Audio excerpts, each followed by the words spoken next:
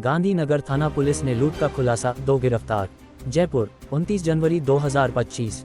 गांधीनगर थाना पुलिस ने घर में लूट और धोखाधड़ी के मामले में 2 आरोपियों को गिरफ्तार किया है। 3.29 लाख नकद और कीमती सामान बरामद किया गया।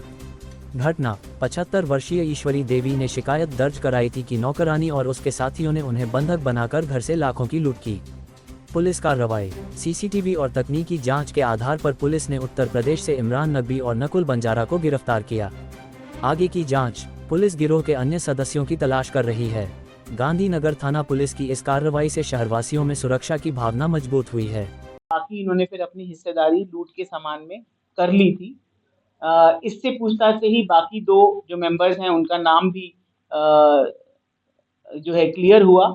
एक का नाम है पारस शाही और दूसरे का नाम है प्रवीण।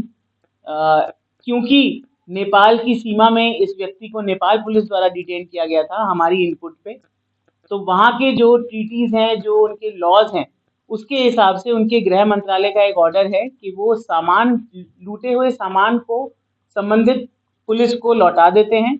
लेकिन व्यक्ति के लिए जो प्रॉपर इंटरपोल का और बाकी जो मैकेनिज्म है इंटरनेशनली सेट, उसके हिसाब से आगे बढ़ना होता है।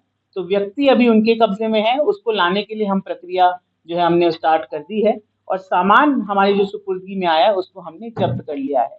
तो कुल मिला के हमारे इसमें जो ये नेपाली गैंग थी, इसके 5 मेंबर्स जो थे उनमें से 2 हमारे कब्जे में हैं, जिन्होंने इनकी मदद कराई और रेकी करके इनको वहाँ पे प्लांट किया।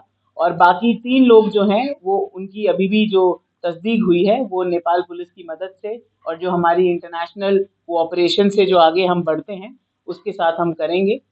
आप लोगों के माध्यम से मेरा सिर्फ जयपुर की जनता को इतनी ही अपील है कि जब भी हम किसी टेनेंट को, किराएदार को या सर्वेंट को रखते हैं तो ये जिम्मेदारी हमारी है कि हम उसकी पुलिस वेरिफिकेशन कराएं।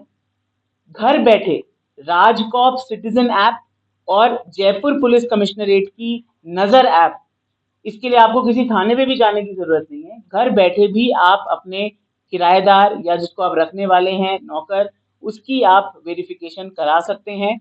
वो विद इन टाइम ऑनलाइन भी हो जाती है। कई बार हम चूक जाते हैं, हम लापरवाही में ये काम नहीं करते हैं, लेकिन इसका खामियाजा भुगतना भी फिर हमें ही पड़ता है। तो इसीलिए ये ज़रूरी है कि सजग रहें, हम सतर्क रहें और साथ ही साथ ये सभी मकान मालिकों के लिए ये जिम्मेदारी है, कानूनन जिम्मेदारी है कि यदि आपका किराएदार कोई ऐसी गतिविधि करता है या कोई ऐसा क्राइम करता है जिससे कि पब्लिक एट लार्ज को फर्क पड़ता है या हीनियस क्राइम करता है और अगर आपने वेरिफिकेशन नहीं कराई है तो मकान मालिक के खिलाफ भी संबंधित धाराओं में कानूनन कार्रवाई की जा सकती है। तो ये हम सबकी बर्डन ऑफ प्रूफ हमारा है, जिम्मेदारी हमारी है कि अगर हम किसी किराएदार को रखते हैं, किसी नौकर को रखते हैं, तो ना केवल अपनी सुरक्षा के लिए बल्कि अपने आसपास के लोगों की सुरक्षा के लिए भी उसका पुलिस वेरिफिकेशन जरूर कराएं। ये घटना यदि पुलिस वेरिफिकेशन होता तो शायद इसको हम प्रिवेंट कर पाते और शायद ये घटना ना होती। फिर भी रिकॉर्ड टाइम पे इतनी जल्दी दूसरे कंट्री में चले जाने के बाद भी हम तहे गुजार से थैंक्स करेंगे अपने उत्तराखंड पुलिस का, नेपाल पुलिस का, जिसने हमें इतना सहयोग दिया। इंटरनेशनल कोऑपरेशन पे होते हुए भी बहुत सारी चीज़ें लीगलाइज और प्रोसीजरल डिले में हो सकती थी, लेकिन फिर भी हमें उन्होंने सहायता की और जो हमारे आइडेंटिफाइड मुलजिम हैं उनको भी नेपाल से लाने के लिए हम लगातार अभी प्रयास कर रहे हैं।